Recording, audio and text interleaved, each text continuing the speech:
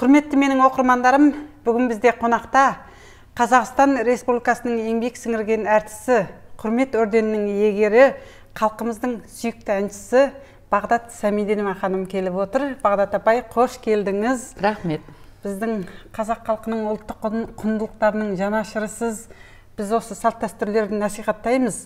Өзіңізге халқымыздың қай салт дәстүрі ұнайды, өзіңіздің жаныңызға жақын, қай салтты ұстанасыз дегендей осындай сұрақтарды қойып Мен қазақтың бар салтын ұстанам. Дұрыс. Барлығы жақсы. Қазақта жаман нәрсе жоқ жалпы. Оның әшекейі болсын, оның киген киімі болсын, басына таққан өкісі болсын, сылдырлаған шолпысы, сырғасы, бәрі ұнайды маған. Айтқан сөзі, қалдырған ізі бәрі ұнайды. Қазақта жаман нәрсе жоқ өзі. Сондықтан сенің де бір осы қазақтың әлгі бір терінің пұшпағы дейді ғой, илеп жүргеніміз. Сен де сол әдет құрып мынау ұлтымызға тән әдемі ою өрнек, сырға, шолпы, осы қай саласы болсын бәрін басын біріктіріп, әдемі қылып магазин ашып, солды өзіміздің халқымыздан шыққан дүниені халқымызға сыйлап жүргенің үшін үлкен рахмет саған. Сізге де рахмет. Сахнада жүресіз, әдемі болып жүресіз, дәстүрді насихаттайсыз. Керемет, маған ұнайды. Осы жаһандану заманында қоғам ұлттық құндылықтарды қалай дәріптесек болады? Қоғамға, жас ұрпаққа жұтылып кетпеу үшін бір жолы осы қоғамның қызығушылығын танытуымыз керек қой. Менде ол айтқаның дұрыс өте. Мынау заманның ағымына байланысты, мысалы мен әншімін ғой. Әр заманның өзінің әуені бар, әні бар, сол сияқты сенің де әшекейлерің баяғы заманда нағыз өз бет бейнесі болса, біз енді соны ылғи да жаңғыртып отыруымыз керек қой. Ол жаңғыртып қазіргі заманның талабына аз болса да, содан кішкене болса да мағлұмат беріп отыру керек қой. Мынау кәдімгі мынандай сырғаларымыз, алқаларымыз, шашқа таққан шашпауымыз, солардың бәрі қазір соны бір әдемілеп, әсерлеп бір әрекет жасаса болады соған. Мысалы шолпы дейді. Қазір қыздар шаш өсірмейді ғой. Бірақ енді сол шаш өсірмесе қойсын, тіпті соның мына жаққа бір нәрсе қылып тағып, болмаса басқа бір нәрсе қылып киіп, солай емес пе? Тек қана сахнада емес, әдетте жай күндерінің өзінде. Мысалы мына жерімізге әшекей тапқанды жақсы көреміз ғой. Сол нені әшекейді бір ақырын келіп мына жерге тақса не болады? Бір қонаққа барасың, театрға барасың, болмаса бір әдеміленіп бір жерлерге барасың, кездесулерге барасың. Сол кезде кейбірде өзіңнен де көреміз осы сырғаларыңды, әшекейлеріңді әдемі қылып тағып, бүйтіп келген кезде тіпті алыстан кіріп келгенде көзге түсесің. Сондай емес пе? Сол сияқты, қазіргі заманның мына ұл қыздары да біздің ұлттық керемет дүниелерімізді ақырын насихаттай берсе керемет болған болар еді.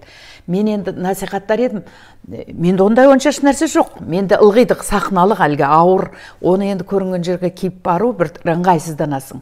Ал енді мынау менің әжемнің, мынау баяғы заманнан 17-ші ғасыр мекен, 18-ші ғасыр мекен әжемнен қалған дүние. Мен жүзік тағуды ұмытып қаптым ғой. Мен де ұмытып кеттім бүгін. Табам ғой деп. Қазір, мынау көп болған осыны тақпай жүрген болатын. Кеше бір жұмыр білезік деп айтады, құйма білезік деп айтады. Осы білезікті өмір тастамай тағып жүріңіз. Өйткені бәлежала адамның шаш арқылы кіреді екен дағы, күш-қуат қолдың алақаны арқылы шығады дейді қазақ халқында. Айтқаның рас. Сондықтан әже апаларымыз соңғы күш-қуатынан айырылып қалмау үшін қолынан білезіктерін тастамай тағып жүреді екен. Дұрыс айтасың. Менің әжем осының бірнешеуін қатар бүйтіп жуынады, бір нәрсе істейді, бір тамақ, бір нәрсе жасаған кезінде қолында сылдыр етіп жүретін да. Керемет. Енді соның тағы біреуі бар еді, соны жоғалтып алыппыз. Ал енді мына күміс асылдың сынығы алтыннан да бағалы екен да. Кеше мен бір мына давление деген қан қысымы дейміз ба, сол жоғары кішкене көтеріліп кетіп бірнеше күн түспей қойды да. Содан кейін енді дәрігерге бардық, ол әрекетін жасап жатыр. Тағы кімге Рашқан деген керемет медигіміз бар ғой. Рашқанға барып ол әрекетін жасады, массажын жасады. Үйге келдім де есіме түсті. Жоғары көтеріліп кетті. Есіме түсті. Осы мына таза күмістер қолға не үшін әжелерім тағып жүрді. Жаңағы өзімнің сандықшаларымды ақтарып жатсам, мынау қол көзіме түсе кетті. Әй, мен осы неге тақпай жүрмін? Әжелерім осы мынаны тағып жүрсе, давление де жоламайды. Осы бұлдың өзі тазалықты сақтайтын дүние екен да. Сондықтан сөйттімді алдында тағып алдым. Расында да мен былай қарасаң давлением түскен сияқты. Міне 2-3 күн тастамай тағып жүрмін қазір. Расында да давлением түсіпті. Вот осындай кішкене болса да бұйымдарымызды тағып жүру арқылы қоғамның қызығушылығын оятайық, жастардың патриоттық сезімін ояту, әже апаларымыздың көзінде дүниелерді жаңғыртуымыз, барлығы осы айтқанымыздың өзі талай елге жететін шығар. Енді дәл осындай таза күмістен мен мына неге барғанымда, Швецияға барғанымда сонда керемет экспо болды. Сол кезде Мароккодан келген бекем, Мозамбик, Марокко меніңше. Солардан таза ақ осындай жалғыраған әдемілеп фигурный жасап қойған. Енді мен ылғи соны тағып жүретім. Бірақ мынау маған өте бағалы болып кетті да, әжемнің көзі деп. Әжемнің мүмкін әруағы қолдаған шығар мен давлением түсіп кетті деймін де. Сондықтан біздің асыл заттарымыздың қасиеті үлкен. Асылдың сынығы деген нақты өзі. Расында айтасыз, әже апалардың көзі, осындай дүниелер тағып жүруіміз керек. Жаңағы айтқан шолып шашпауды, шашымыз қысқа болса да тағуымыз керек. Бірдеме қылып, дұрыс айттыңыз, ана сәукеленің әшекейлері, самайлықтар дейміз ғой, барлығы. Әзіргі диадеме деп жатамыз ғой, корона тағып алып жүрген шетелдіктерге қызығамыз ғой. Соның барлығы біздің бұрынғы қыз-келіншектердің сәукелесінің әшекейінде мынандай өмір сүрудің, көп балалы ана болудың белгісі ретінде мына жерде көптеген салпыншақтары бар, сәукеленің әшекейлерін таққан. Тура сол сияқты міне енді қалай насихаттасақ та жарасады. Сіздің айтқаныңызды бүгін қатты қуанып отырмын. Және де енді өзіңіз қазақ халқы ырымшыл халық қой. Жаңағы айтқаныңыз да ырым енді. Ырым. Сол өмірде басыңыздан өткен бір ырым туралы айтып өтсеңіз. Енді мен қазір есіме түсе қоймайды. Енді ол мен өзім жазда жалпы мына жаз айларында ылғида күмістен таққанды жақсы көремін. Енді аса мен көп салпылдатып әшекей таққанда аса мен өзі кішкене өте қатаң дей ма, строго киінем да кішкене. Өте әлем-жәлем емес дейсіз ғой. Сондай аса ондай бүйтіп әлем-жәлем болып киінгенді ұнатпаймын да. Мен осы қақиып осылай болып қана жүрем.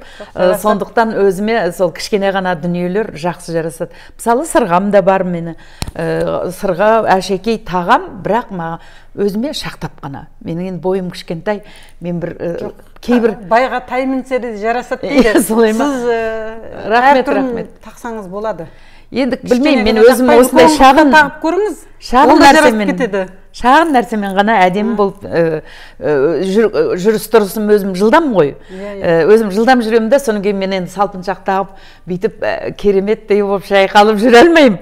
Сондықтан мен ықшамды болғанымды жақсы көремін. Киімім де сондай ықшамды. Сондықтан әшекейді өте жақсы көремін. Ал енді сахнаға шыққанда міндетті түрде әрбір костюмімізге лайықтап, ұлттық костюмге ұлттық жаңағы әшекейлеріміздің неше түрлері бар. Бірақ олардың бәрі жаңағындай үлкен салпыншақ. Енді сөйтіп жүргенде немерем кішкентай болатын. Жаңадан бүйтіп отырады ғой енді. Барлық сырғаға да бәріне жабысып отырады. Сол кезде мына құлақтарымның сырғасына жабысып, құлағымның мынаны жыртып жіберді да, құлағымды тіпті қанатып жыртып жіберген кездері болды. Содан кейін олардың алдында тіпті сол ұзыншақ салпыншақ сырға тақпауға тырыстым. Себебі анаған бірден жабысады да. Сондықтан енді оны сахнаға ғана тағам мен, шынымды айтқанда. Әшекейлерім өте көп бар, бірақ сол сахналық қана. Абылай өмірде мен жаңағыдай ықшамды киінгенді жақсы көрем деп айттым ғой. Сол ықшамды, кішірек, ары-бері жүріс тұрысқа ыңғайлы сондай киімдерді киемін. Бірақ өте жақсы көрем. Мысалы, әшекей таққанды. Әйтеуір бүгін енді сізге келем деп ойлаған менен ойымда болмапты әшекей тағу. Сахнада жүрген кезде жаңа как раз айтып отырсыз, сахнада көз тимеу үшін сондай әшекейлер тағып шыққаннан кейін сол әшекейлеріңіздің бір жері сынып қалған, не болса көз түсіп қалған, сол көз тиді деген сөзге сенесіз бе? Сондай әшекейлер арқылы қорғанатын қасиеттер, әшекейлердің адамны тіл көзден сақтайтын қасиеті бар ғой. Өте дұрыс айтасың. Соған сенесіз бе? Сенем оған. Жалпы мына сахнаға шыққанда да не үшін жалтыраған бір көзге түсетіндей сондай дүниелер таққан жақсы деп жатады. Оны қазақтың ырымынан, наным сенімдеріне өте сенемін. Сондай енді біздің әрбір таққан жаңа міндетті түрде сол көз түседі елдің. Сырғамызға болсын, алқамызға болсын, мына қолыма болсын. Айтып отырмын ғой, сахнада тағам мен мынандай крупный нелерім бар. Енді расында да сол жалтырап, ол көзге түсу керек екен. Көзге түскен дүние, сол көз деген көз тимейді, соған тиеді дейді ғой. Оның талай енді болды, талай сыныпта қалған кезі болды. Тіл көзден сынып қалады. Солай деп айтады. Көз түсіп қалады. Көз түсіп қалады, ол үш нәрсе емес. Тіпті сахнада менің сырғам ұшып та кеткен кезі болған, құлағымда тұрған сахна, сырға өзінен өзі ұшып кеткен. Дәл қазақтың ырымы міне. Өзінен өзі ұшып кетеді. Енді білмеймін, одан кейін барып балалар әйтеуір жинап әкеп берді. Былай қарасаң, жаңа арасында да бір жері сынады, бір нәрсе. Енді ол бір жағынан жақсы деп атады, саған емес, көз жаңағы сырғаға тиді деп. Үлкен мынандай сырға неғам, мен құлағым көтере алмай қалдым ба, немене болды, мына құлағымдағы тұр, мынау неге түсіп қалды деп өзім жұмбақ болып жүр ғой маған. Расында сондай болуы мүмкін. Иә, расында ырым тиімді ұстанамын дегеніңіз, жаңағы білезігіңіз тура ана сахнада таққан дүниеңіздің сынып қалғанның бәрі нағыз ырым тиімді ұстанғаныңыздың әсері деп ойлаймын. Сондықтан да тағып жүрген жақсы. Бұл тек қана қазақ халқында емес, бүкіл Орта Азия халықтары, бұл бұрынғы ата-бабамыздан бері жалғасып келе жатқан дүние ғой. Бұрын өңір әшекейлерін тіпті ауыр аяқ әйелдерге дейін тағып жүреді екен. Ана тіл көз оның ана құрсағына түспесін, әшекейіне түссін деп. Сондықтан өсіп өнудің, өрбудің белгісі ретінде ана өңір тал деген түрде екі ғана тақта болады екен ғой. Ал өңір жек дегенде 3 тақта, 5 тақта, тіпті 7 тақтаға дейін тағып жүреді екен.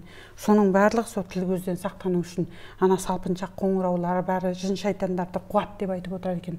Сондықтан өңір әшекейлерін сөйтіп үлкен қомақты қылып тағып тіл көзден сақтанып жүрген ғой қазақ халқы. Тура сол сияқты біздің әртістеріміз ғана тағып қоймай, әдетте қыз-келіншектерде тағып жүрсе деп ойлаймын. Осыны жаңғырту жолында осы жуықта ғана еңбек істеп жүрмін. Сіздердің де рахмет аға.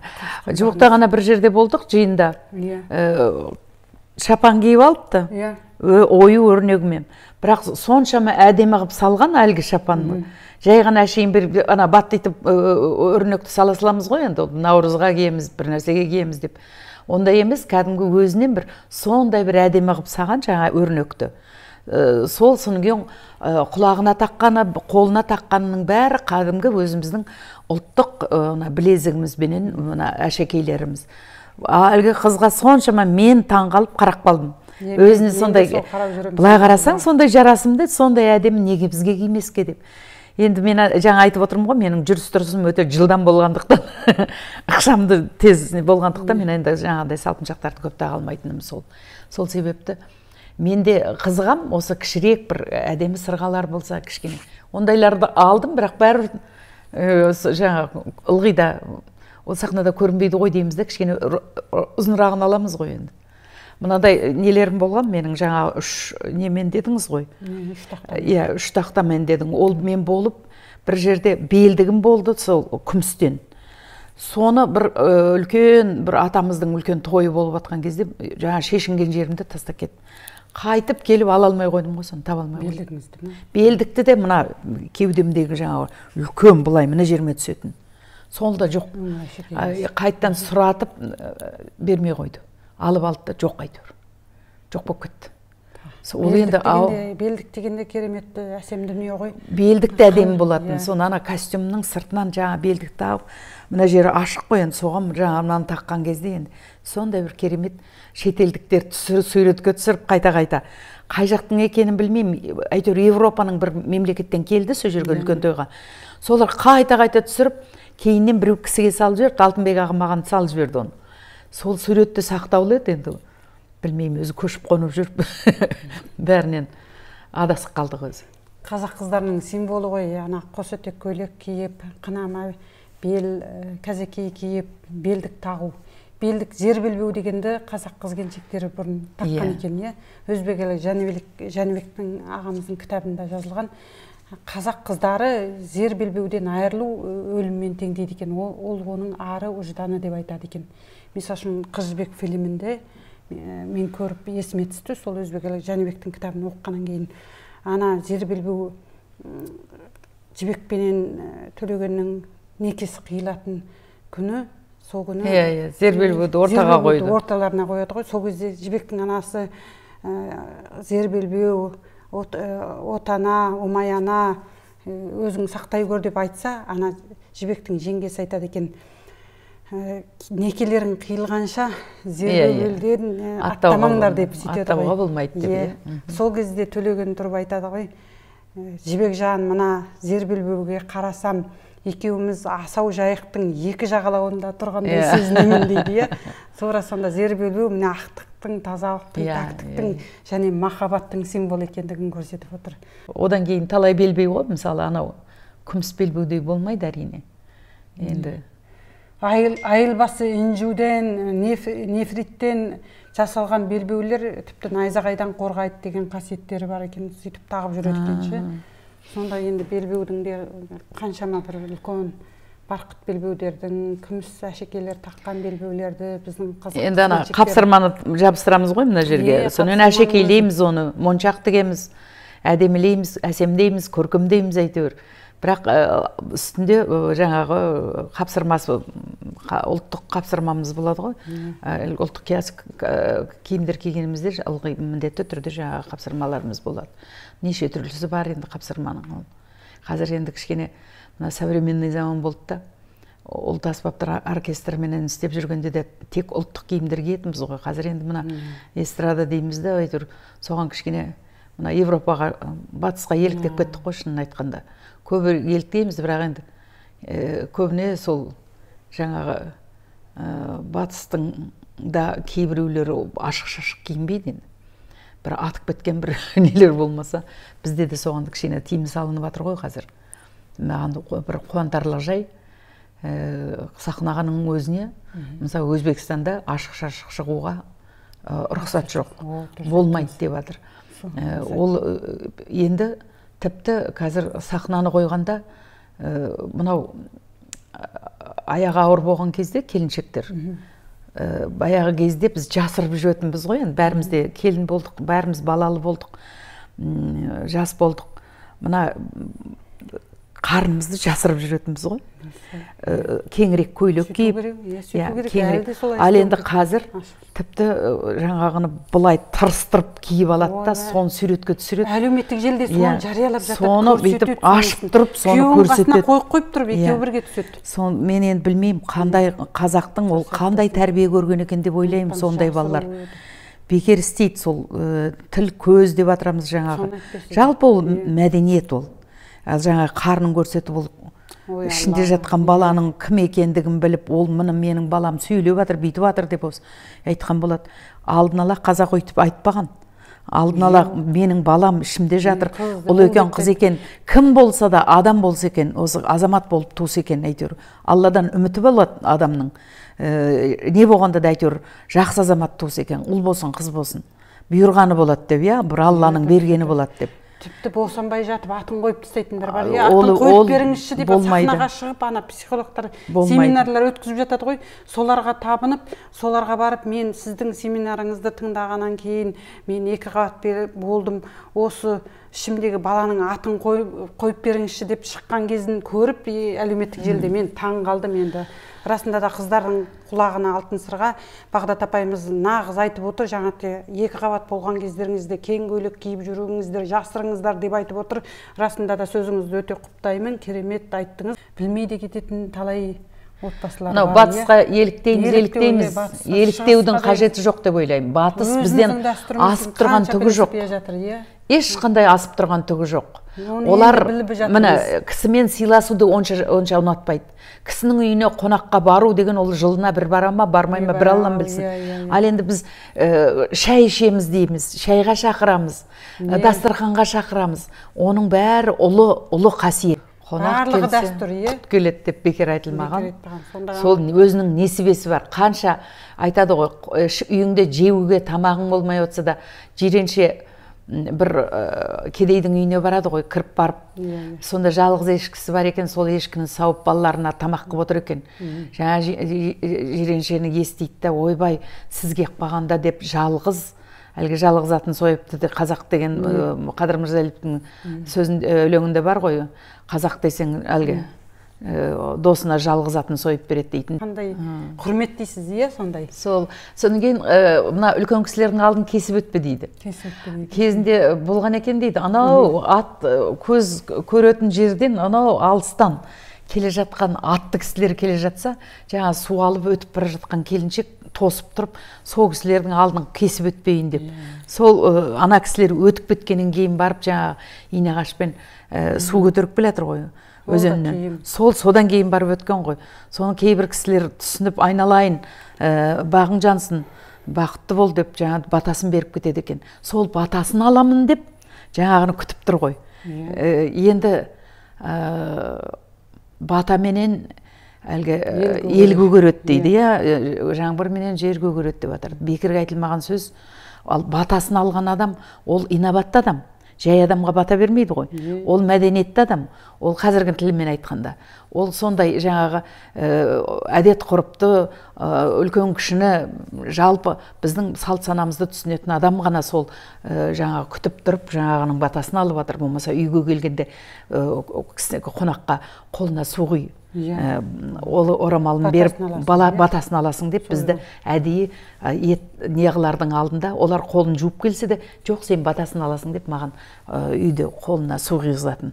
Сонда әлгі кісілердің батасын алдық деп мәз болатынбыз. Расында да сол батамен жүрген шығармыз деп ойлаймыз кейбірде. Сондықтан сол қашанда кісінің көңілін табуға асығу керек деп ойлаймын. Сонда елдің батасын аласың деп. Менің айтарым сол жастарға. Дұрыс айтасыз, салт дәстүріміз тұнып тұрған тәрбие ғой. Жаңағы әйелдерге байланысты жаңағы ырымдарды айтып отырсыз. Балаларға да босағаны табалдырықты аттама, босағаны керме, суды төкпе, ақты баспа деп жатады, отпен ойнама дейді. Соның барлығы тыйым ғой. Бір тыйымдың өзі тәрбиелік қаншалықты мағынасы бар. Сондықтан да енді бүгін сіз екеуміздің сұхбатымыз керемет болып жатыр.